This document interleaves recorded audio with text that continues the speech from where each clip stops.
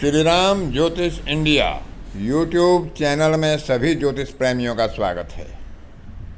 आज की कक्षा का विचार है द्वितीय और तृतीय भाव का महत्व किस प्रकार से पहचानें और उनकी संज्ञा क्या क्या ज्योतिष ग्रंथों में अधिकांश रूप से बताई जाती हैं। तो वह संज्ञाएं आपके सामने लिखी हैं कि द्वितीय भाव की संज्ञाएं होती हैं द्रव्य, धन, स्व, कोश, वाणी, कुटुंब और अर्थ। ये इस भाव के कारकत्व भी होते हैं। कारकत्व तो और भी बहुत होते हैं, लेकिन ये मुख्य संज्ञाएं ज्योतिष ग्रंथों में धन भाव के बारे में या द्वितीय भाव के बारे में बताई जाती हैं। तृतीय भाव की संज्ञाओं में प्रमुखता से आती हैं सहज, पराक्रम, भ्रातृ और दुश्चक्य।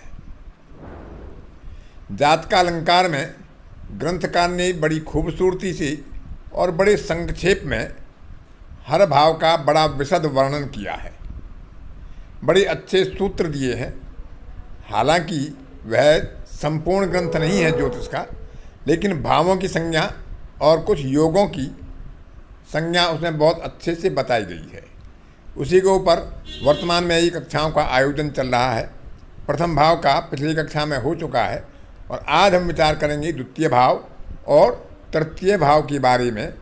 ग्रंथकार ने जात का अलंकार में जो योग हैं, जो संज्ञाएं हैं, जो संबंध हैं ग्रहों की, उनके प्रभावों का किस प्रकार से वर्णन किया है उस पर विचार करते हैं। द्वितीय भाव के बारे में ग्रंथकार ने मात्र 2 श्लोक बताए हैं और तृतीय भाव के बारे में मात्र 1 श्लोक में वर्णन किया है। तो द्वितीय भाव का पहला श्लोक है कोशाधीश है स्वरासौ सुरगुरु सहित सर्वसंपद प्रदह स्यात् केन्द्रीवास तिरके चेद भवती ही मनुज क्लेश भाग्य द्रव्यहीन है स्वांताधीशो त्रिकस्थो कवितनोप्युतो स्यात्तदा नेत्रहीन चंद्र पापेन युक्तो धन भवन गतः शुक्रयुग नेत्रहीन है। अर्थात धन भाव का स्वामी दूसरे भाव का स्वामी यदि कारक बृहस्पति के साथ अपनी ही राशि में हो, द्वितीय भाव में ही हो या केंद्र में हो, त्रिकोण में हो, तो ऐसा जातक हर प्रकार की संपत्ति से युक्त होता है। यदि दूसरे भाव का स्वामी बृहस्पति के साथ ही त्रिक भाव में 6वें, 8वें और 12वें भाव में जाकर बैठ जाता है तो ऐसा जातक धनहीन और अपने जीवन में दुख प्राप्त करने वाला होता है।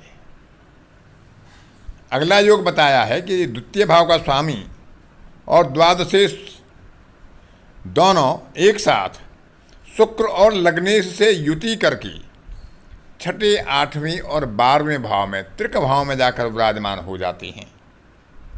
अथवा इसी में दूसरा योग बताया है कि चंद्रमा पाप ग्रह और शुक्र के साथ बैठकर द्वितीय भाव में स्थित हो जाता है तो ऐसे जातक को नेत्रहीन की संज्ञा दी गई है।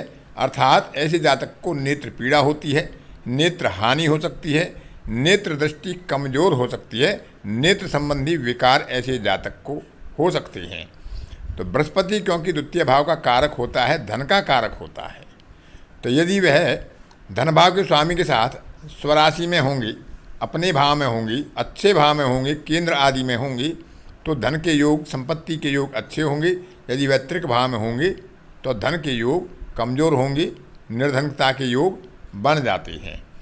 द्वितीय भाव और द्वादश भाव क्योंकि नेत्रों के भाव होते हैं, वाम नेत्र और दक्षिण नेत्र के, और शुक्र क्योंकि नेत्रों का कारक होता है और लग्नेश के साथ युत होकर यदि वो त्रिक भाव में जाकर बैठ जाते हैं 6वें, 8वें, 12वें भाव में तो स्वाभाविक रूप से नेत्र पीड़ा, नेत्र हानि या नेत्र दृष्टि को कमजोर करने का कार्य करते हैं।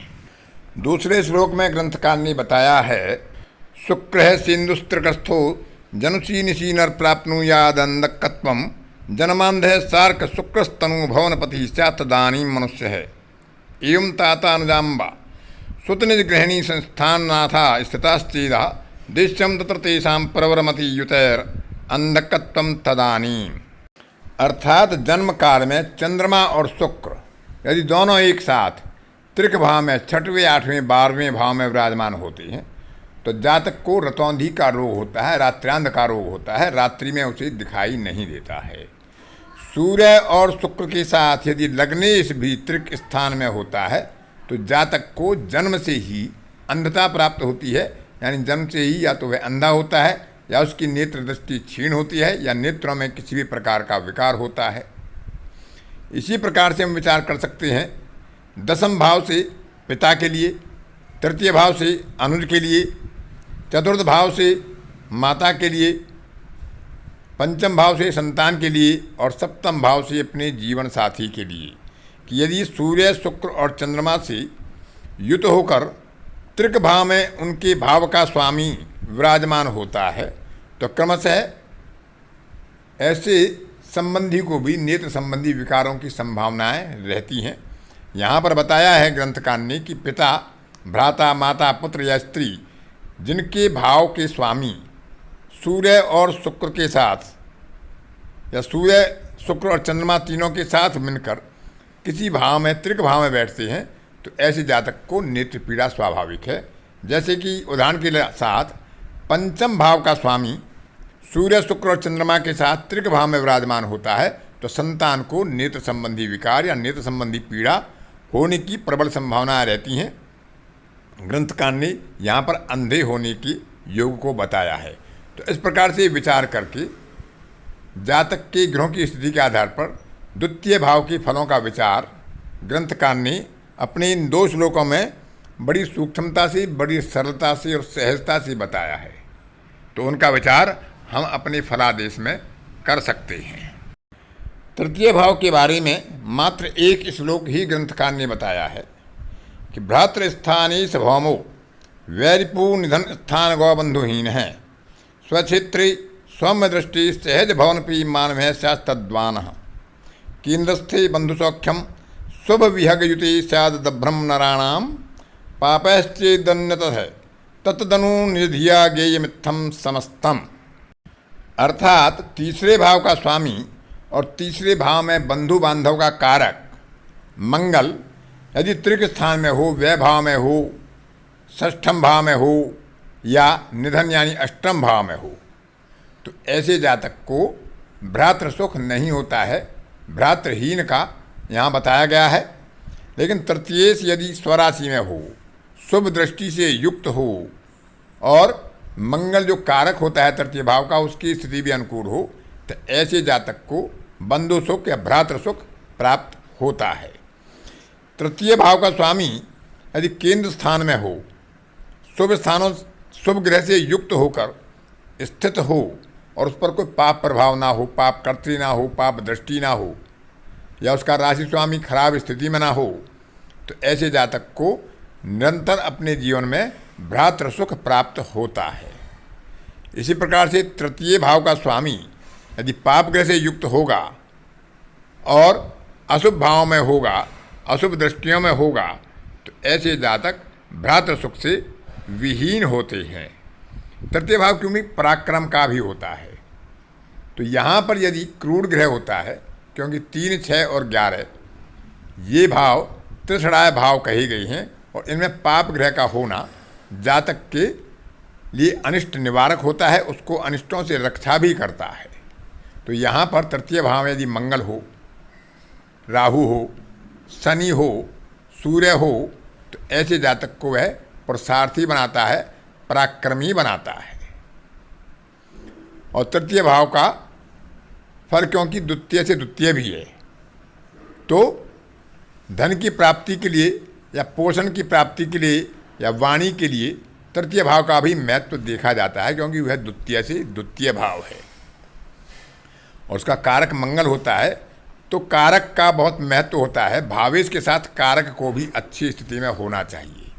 यदि भाव और बलवान है, भावेश बलवान है लेकिन कारक पीड़ित है तो उस भाव से संबंधित फल कहीं ना कहीं जातक के जीवन में प्रभावित होते हैं। तो कारक का महत्व कहीं ना कहीं भाव से और भावेश से भी अधिक है। कभी कभी यह भी देखने में आता है कि भाव और भावेश दुर्बल होते हैं, लेकिन कारक और कारक से जो वह भाव होता है, जिस भाव का हम विचार करते हैं, वह यदि अच्छी स्थिति में हो, शुभ स्थिति में हो, बलवान स्थिति में हो तो उस भाव का फल जातक को प्राप्त होता है। तो इस तरह से हमें भाव और भावेश के साथ साथ कारक का विचार करना चाहिए। शुभ और अशुभ योगों का, युति का और दृष्टि का भी प्रभाव देखना चाहिए। जातक की राशि स्वामी और नक्षत्र स्वामी की स्थिति भी बहुत विचारणीय होती है। तो इस प्रकार से हम किसी भी अपनी बुद्धि के अनुसार, अपने विवेक के अनुसार देश काल पात्र का विचार करते हुए फलादेश कर सकते हैं और इसी प्रकार से हमें फलादेश करना चाहिए। आज की कक्षा में इतना ही। अन्य किसी कक्षा में फिर किसी नए विषय के साथ आपसे मुलाकात होगी। तब तक के लिए अपनी वाणी को विराम देता हूँ। धन्यवाद।